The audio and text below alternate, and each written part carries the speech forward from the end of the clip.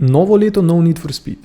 Čeprav za Hot Pursuit Remastered niti tega ne moremo trditi. Se ne, da se pritožujem, ampak letos nam je EA namenil remastered verzijo uspešnega Hot Pursuita iz leta 2010.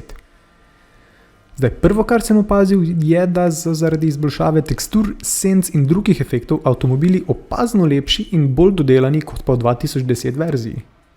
Sem pa pričakoval malce več poudarka tudi na okolju. Drevesa, gore in ostalo okolje so pustili popolnoma enake, kot so bili 10 let nazaj. Za Hot Pursuit lahko rečemo, da je fokus striktno na dirkanju. Igra nam predstavi mapo, kjer lahko izbiramo med različnimi izzivi. Lahko izbiramo med tem, da dirkamo ali pa stopimo v vlogo policaja. Oboje ponuja svoje načine vznemirjanja. Dirkači in policisti imajo pa svoja orodja, s katerim lahko onesposobijo druge, kot so bodice, EMP, cestne zapore in še druge. Igra zelo dobro pelje srednjo linijo med hiperrealističnimi dirkalnimi igrami ter arkadnimi. Ponuja nekaj od obeh svetov, kar pomeni, da je ustvarjena za vse oboževalce dirkalnih iger. Ostal je način tako imenovan drift to turn, kjer pred ovinkom pritisnemo na zavor, se spustimo v drift ter pritisnemo na plin. Ni moj najljubši način, ampak to je značilnost razvijalca Criterion in izveden je zelo dobro. Driftanje je gladko in avto je možno zelo dobro kontrolirati skozi ovinke.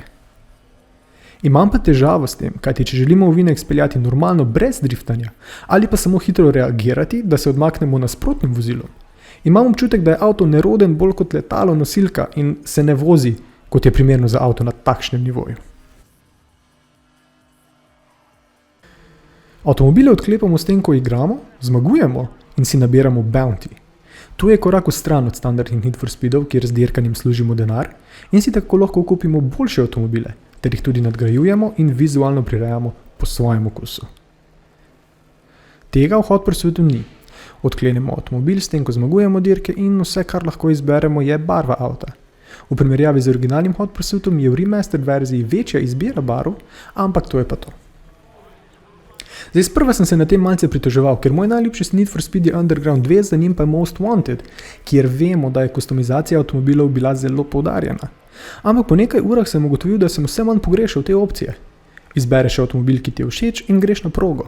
To je to. Nič komplicirane, kakšna platišča bom izbral, kakšne barve bo izpuh nitra in podobno.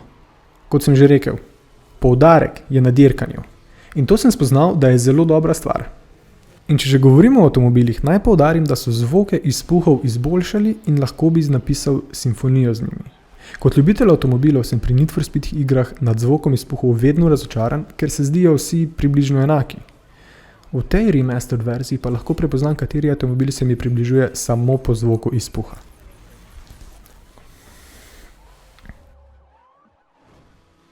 Kar je že leta 2010 bilo zelo navdušujoče, je bila teatrika.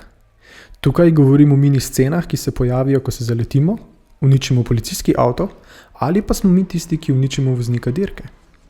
Vsakeč, ko se zaletimo v policista ali voznike, imamo občutek, da smo res naredili nekaj škode. V remastered verziji je na desni strani označeno, koliko škode je naš avto že prejel in koliko je še lahko. Tukaj je v primerjavi z originalnim Hot Pursuitom dosti bolj transparentno, kako se nam avto slabša. Vsakeč, ko se kam zaletimo ali pa smo žrtev kakšnega orodja, se to pozna.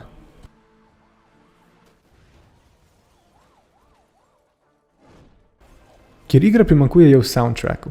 Kot dirkam želim imeti v ozadju pesem, zaradi katere dobim željo, da še močneje pritisnem na plin. Vsi oboževalci boste poznali že sedaj kultne pesmi Underground 2, no tega občutka, tega mi primanjkuje. Navdušen sem tudi nad online igranjem, ki pa je lahko precej brutalen. Prvih par dirk so me izkušenejši igralci uničili v parih kilometrih in težko sem se kosal z njimi. Navdušeni boste nad dejstvom, da obstaja crossplay, kar pomeni, da bo baza igralcev velika, saj so združili PlayStation, Xbox in PC igralce. Nikjer nisem zasledil, ali obstaja skill-based matchmaking, a po mojih izkušnjah lahko rečem, da ne, ali pa je slabo izveden. To je definitivno update, ki bi si ga najbolj želel, kajti trenutno je dobra tretjina iger zelo enostranskih.